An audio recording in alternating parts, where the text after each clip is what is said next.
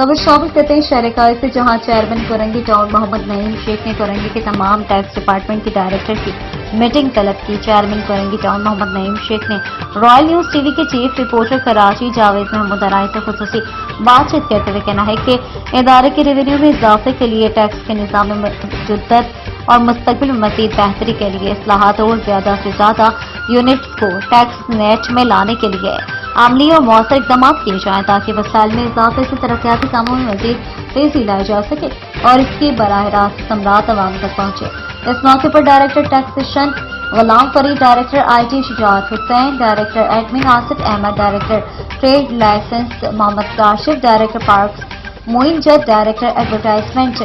अमरोती, director local tax and recovery Syed Sardar Ali, director charged parking Saleem Inqalabi, deputy director admin Rahmat Iqbal और दीगर अफसरान भी मौजूद थे।